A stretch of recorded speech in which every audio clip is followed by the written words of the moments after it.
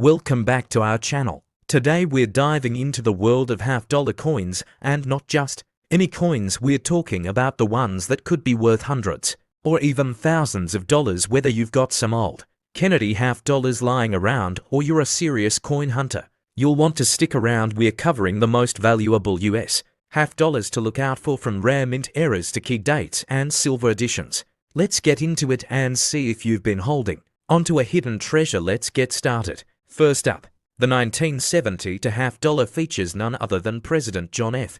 Kennedy on the obverse. This design was introduced shortly after his assassination in 1963, and the coin quickly became a symbol of national mourning and respect. The Kennedy half-dollar has remained in production ever since, but the composition, mintages, and collector interest have changed drastically over the years. By 1971, the US Mint had already stopped using 40% silver in regular circulation coins, making the 1972 issue entirely clad, composed of copper and nickel. On the front of the coin you'll find a portrait of JFK designed by Gilroy Roberts. It's a strong and enduring image that captures Kennedy's legacy. The reverse features the presidential seal with an eagle holding an olive branch and arrows surrounded by stars, a design by Frank Gasparo. The words United States of America and half-dollar encircle the design. Despite its beauty, the coin was primarily intended for circulation, not for collectors, which brings us to the topic of minting.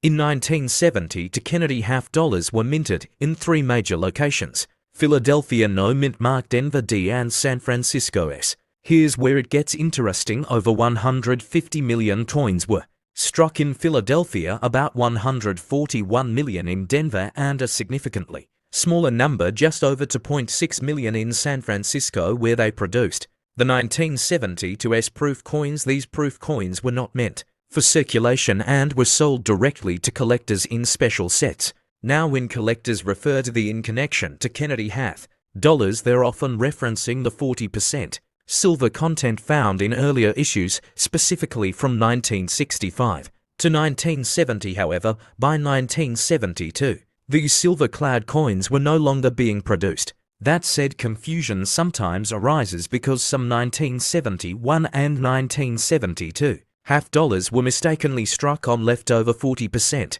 silver plankets. These era coins are extremely rare and can be worth thousands of dollars if authenticated. So how do you know if you have one of these rare silver era coins from 1972? The key is in the weight and sound. Standard clad half-dollars weigh 11.34 grams, while the 40% silver versions weigh around 11.50 grams. You can use a precise scale to detect this difference. Additionally, the ping sound of a silver coin is distinctly clearer than that of a clad coin. If you think you have one of these eras, always get it certified by a reputable grading company like PCGS or NGC. A regular 1972 half-dollar from circulation in average condition is usually worth face value 50 cents because it's not silver and was minted in large numbers. However, coins in uncirculated or mint state condition, especially those graded MS65 or higher, can fetch between $5 and $15. Proof versions from San Francisco are generally valued at around $4 to $10 depending on condition and packaging. Some valuable varieties and mint eras to look out for include double die, obverses, off-center strikes, and the aforementioned silver planchet eras. A known era example is the 1972 Kennedy half-dollar struck on a silver-clad planchet. Only a few have been found, and they can sell for over $3,000 at auction. These are rare, but not impossible to find, especially if you search through old rolls or estate collections. Interest in Kennedy half-dollars has been growing in recent years, especially among younger collectors and silver stackers. While the 1972 issue isn't rare in general, specific conditions and eras can make it a desirable piece. Coin grading and certification play a big role in determining market value, so if you think you have a high-grade coin, it's worth submitting it for evaluation. The 1972 Kennedy half-dollar is a coin rich in history and potential. While most examples won't make you rich, knowing what to look for, like rare eras or high mint state grades, can definitely pay off. Whether you're building a US coin set or just curious about coins in your pocket, these half-dollars are a great place To start, if you enjoyed this deep dive, make sure to hit that for more coin collecting and turn on notifications so you never miss an update. Drop below if you've ever found a rare Kennedy half, and as always, next up, the 1970 for Kennedy half dollar holds a special place in American coinage. It was minted just over a decade after President John F. Kennedy's assassination in 1963, and the coin was first introduced in 1964 as a tribute by 1970, for the US Mint had completely removed silver from circulating half dollars, switching to a copper-nickel clad composition, a change that significantly impacts the coin's value and collectability today. But there's more to it than just metal content. There were three primary mint locations for the 1970 for Kennedy half dollar: Philadelphia No Mint Mark, Denver D Mint Mark, and San Francisco S Mint Mark. Each of these mints produced coins in varying quantities and for different purposes. While Philly and Denver struck coins for circulation, the San Francisco Mint primarily struck proof coins for collectors, and these are often worth a lot more due to their finish and lower mintage numbers. Philadelphia struck over 201 million coins. Denver came in slightly higher with over 201.4 million. San Francisco minted about 2.6 million proof coins, significantly fewer than th. Other mints. This low mintage makes the S proof coin the most desirable among standard 1974 issues. But here's where it gets interesting. We'll talk errors and varieties in a moment. In average circulated condition, most 1974 Kennedy half dollars are worth face value 50 cents. However, in uncirculated condition, they can be worth $2 to $5 depending on the mint mark and grade. Proof coins from San Francisco are typically valued between $4 and $8, but those in pristine deep cameo condition can fetch $15 or more, and we haven't even talked about the rarities and errors yet, which can raise the stakes considerably. Collectors are always on the lookout for mint errors, and the 1974 half dollar does have some known varieties. The most famous is the 1970 for D doubled die. Obverse, this error is characterized by strong doubling on the word trust in God we trust, and sometimes visible doubling on we and liberty. Coins with this variety can be worth $100 to $300 or more depending on the grade, so definitely check any 1974 D coins under a magnifier. You might be holding a treasure. There's a bit of confusion online around something people call the all related to half dollars. Just to clarify, there is no US Mint officially called. However, collectors might be referring to Kennedy half dollars from the 1960s, which did contain silver, specifically from 1960 to 1970. The 1970 for coin does not contain any silver unless it's a rare off metal strike, which would be a major error and very valuable. Stick around if you want a future video just about silver Kennedy half dollars. If you believe your 1970 for Kennedy half dollar is in superb condition or may have an error, it's worth considering professional grading from companies like PCGS or NGC. A coin graded MS65 or higher can command significantly higher prices. Graded 1970 for D doubled die coins, for instance, have been sold at auctions for over $1,000. Getting your coin authenticated not only increases value, but also boosts buyer confidence if you ever decide to sell. So what should you look for when checking your 1970 for half dollars? Focus on mint mark, PD or S, luster and condition. Uncirculated coins stand out.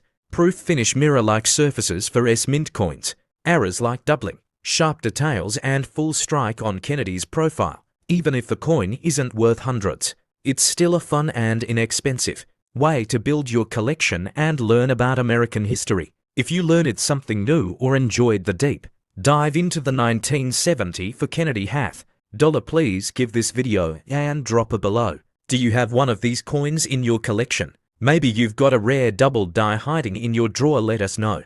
And don't forget, we've got more videos coming soon about rare coins, grading secrets and error hunting. Next up, the Kennedy half dollar was first introduced in 1964 to honor President John F. Kennedy after his assassination by 1977. This iconic coin was well into circulation, made primarily for general use but also collected due to its historical significance. The 1977 version was struck at two major mints, Philadelphia and Denver. Unlike earlier issues, number 40% silver was used. These Coins were made from a copper-nickel clad composition. That means their base value isn't in silver content, but their collector's appeal is still very real. The obverse features a left-facing portrait of President John F. Kennedy sculpted by Gilroy Roberts. The word Liberty arches around the top, while the date 1977 sits boldly at the bottom. You'll also find the motto, "In God We Trust," split across the field on the reverse, designed by Frank Gasparro, is the presidential seal, an eagle with a shield, olive branches, arrows, and a ring of stars. This rich symbolism continues to capture the imagination of Americans and collectors worldwide. The Philadelphia Mint produced around 43 million coins, while the Denver Mint struck nearly 32 million. That gives us a combined mintage of over 75 million coins. While that might sound like a lot, finding coins in pristine condition, especially those graded MS-60 or higher, is not always easy. Many 1977 half dollars entered circulation and picked up nicks, scratches, and wear over the years, which affects their value significantly. Let's talk money. How much is a 1977 half dollar worth today? In circulated condition, these coins usually sell for their face value, 50 cents. However, if you have one in uncirculated or mint state condition, graded MS-60 or higher, the value can jump. Coins in MS-60 may be worth between $3 and $5. Move up to MS-65 or MS-66 and the value increases to $20 or more. Exceptional examples: graded MS-67 can sell for well over $100, depending on eye appeal and market demand. Here's where it gets interesting. Coins referred to as or MS-60 condition are uncirculated but may have noticeable contact marks or luster breaks. These are entry-level mint state coins and a great starting point for collectors looking to build a quality set without breaking the bank. If you're lucky enough to find a 1977 half dollar in original mint packaging or from a bankroll, chances are it could be close to this grade. Collectors should also keep an eye out for varieties and errors. While the 1977 half dollar doesn't have any major known mint errors like double dies or off-centers, any unusual coin with die cracks, planchet flaws, or strong luster could carry a premium. It's always a smart idea to have potential finds evaluated by a professional grading service like PCGS or NGC to determine authenticity and market value. Condition is king in coin collecting. Coins graded higher than MS-60, such as MS-63, MS-65 or higher, can dramatically increase in value. The better the luster, strike, and surface quality, the more collectors are willing to pay. That's why many numismatists hunt for coins stored properly since 1977 in airtight holders or original government packaging, where the surfaces have remained untouched by human hands. Now, if you're passionate about coin collecting or just beginning your numismatic journey, don't forget we bring you weekly deep dives into coins from the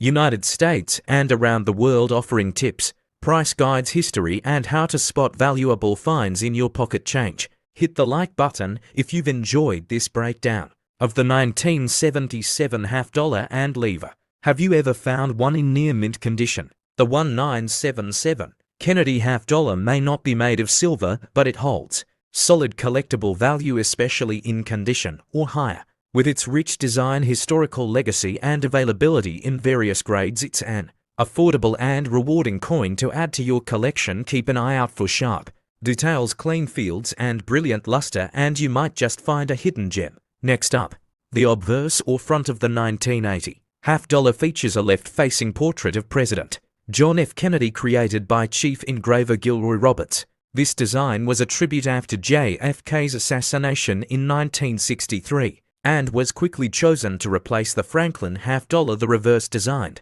by Frank Gasparro, features the presidential seal, a heraldic eagle with a shield holding arrows and an olive branch symbolizing war and peace above it are 13 stars and the Latin motto E pluribus unum, meaning out of many one. The 1980 Kennedy half dollar was struck at 3 mints. Philadelphia, Denver, and San Francisco coins minted in Philadelphia have no mint mark, while Denver coins are marked with a D, and San Francisco proof coins carry an S mint mark. The mint mark can be found on the obverse just above Kennedy's shoulder near the truncation of his neckline. These small details can significantly affect the coin's desirability and value. Unlike the original 90% Silver coins issued in 1960 for the 1980 half dollar is a clad coin composed of outer layers of 75% copper and 25% nickel bonded to an inner core of pure copper. It weighs 11.34 grams, has a diameter of 30.6 millimeters and a reeded edge.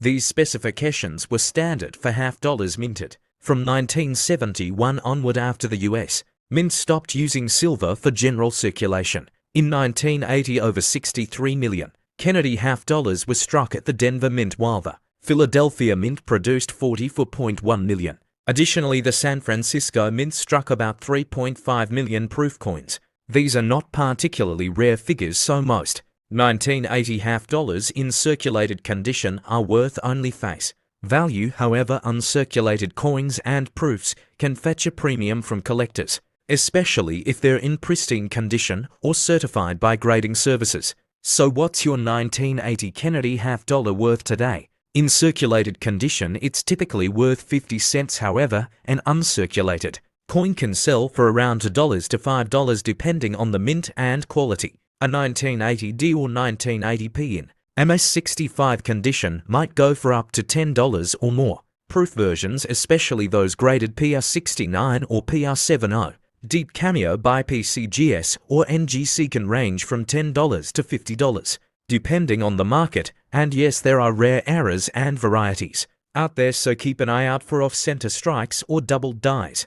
Despite its relatively low numismatic value, the 1980 half dollar remains popular among collectors. It's part of a long-running series and represents a time in American history when the half dollar still saw moderate circulation. Many collectors aim to build complete Kennedy half dollar sets, and the 1980 issues are a must-have. Beginners find it an affordable entry point, while experienced numismatists enjoy hunting for high-grade or error examples. Believe it or not, there are some rare error coins from 1980 that could be hiding in your collection. These include clipped plankets, off-center strikes, and double die verses. These kinds of errors increase a coin's rarity and value.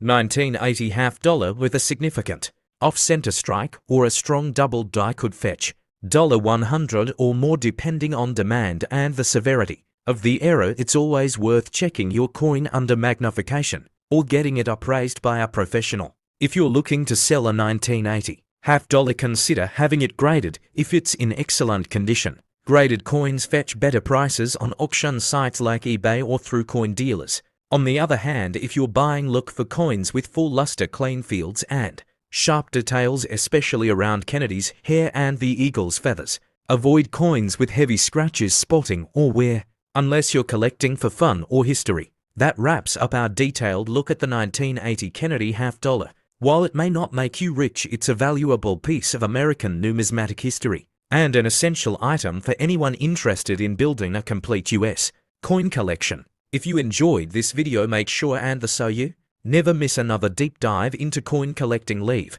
if you own any 1980 half dollars and let us know what coins you'd like to see featured. Next up, the 1980 for half dollar features the iconic image of President John F. Kennedy on the obverse, designed by Gilroy Roberts. The reverse side shows the presidential seal designed by Frank Gasparo. This design has remained largely unchanged since its debut in 1964. Following Kennedy's assassination, the coin is made of a copper nickel-clad composition and weighs 11.34 grams. Unlike earlier issues from 1960, for which contained 90% silver, by 1980 for these coins were no longer produced with any silver content except for special issues we'll touch on later. In 1980, for the Kennedy half dollar was struck at two primary mints: Philadelphia No Mint Mark and Denver D Mint Mark. The San Francisco Mint also produced proof versions for collectors which bear an S Mint mark. Most of the 1980 for half dollars you'll find in circulation today came from Philadelphia or Denver, and they were made in relatively large quantities, over 26 million in Philadelphia and more than 32 million in Denver. Proof coins from San Francisco were struck in much smaller numbers, just under 3.5 million. Making them more desirable for collectors, especially in pristine condition. Now let's talk money. What is a 1980 for half dollar worth today? In circulated condition, these coins are generally worth face value 50 cents. That's right, most 1980 for half dollars aren't rare or valuable unless they're in exceptional condition. However, uncirculated versions, especially in MS65 grade or higher, can fetch $3 to $15 depending on the market. Proof versions from San Francisco, especially if graded PR69 or PR70 deep cameo, can be worth $10 to $25 or more. Still condition and rarity play huge roles, which brings us to error coins and grading. Every now and then something exciting turns up in coin rolls, a mint error. For the 1980 for half dollar, some collectors have found off-center strikes, double dies and clipped plankets. These are factory mistakes that can greatly increase a coin's value. A well-documented double die error, for instance, might sell for $50 to $200 depending on visibility and grade. Always inspect your coins under magnification. You might have a small treasure on your hands. And don't forget, authenticated error coins should always be graded by reputable third-party services like PCGS or NGC to preserve their value. If you're getting serious about collecting, consider purchasing a piece mint set, which includes coins from both the Philadelphia and Denver mints. These sets often provide better quality coins than those found in circulation, and they're great for building a complete year-by-year collection. A full 1980 for mint set containing a half-dollar, quarter dime, nickel and penny from both mints usually sells for $6 to $12 online. Multiply that by, and you'll have a massive and diverse array of coins for display or resale, especially if you pick up sets from multiple years. To make collecting even easier, many dealers now offer coin subscription boxes. These monthly or quarterly services send you curated sets, often including mint sets, proof coins, or even themed packages like presidential coins or coins of the 20th century. Subscriptions range from $10 to $50 a month depending on the tier and vendor. Some even offer grading guides, storage supplies, or online access to collecting communities. If you're new to the hobby, a subscription is a fun and educational way to grow your collection over time, and it makes a great gift too. Now is the 1984 half dollar a good investment? Generally, clad Kennedy half dollars don't appreciate much unless they're in superb condition or have unique features. That said, collectors looking to complete a full run of Kennedy halves from 1964 to the present will need a 1984 issue, especially in mint state or proof condition. Coins graded MS67 or PR70 have historically held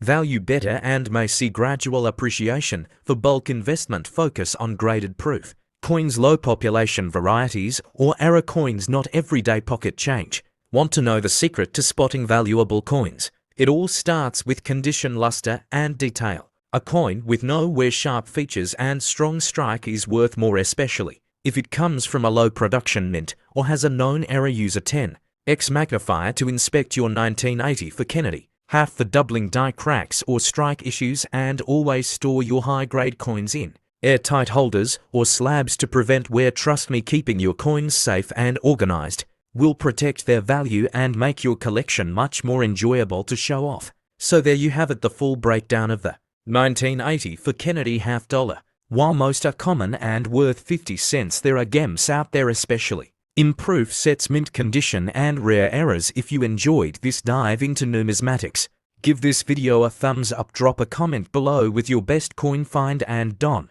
forget to subscribe. I post regular videos on coin values, rare finds, and collecting strategies that can turn pocket change into profit. Tap the bell icon so you don't miss out, and until next time, happy hunting and keep those coins jingling.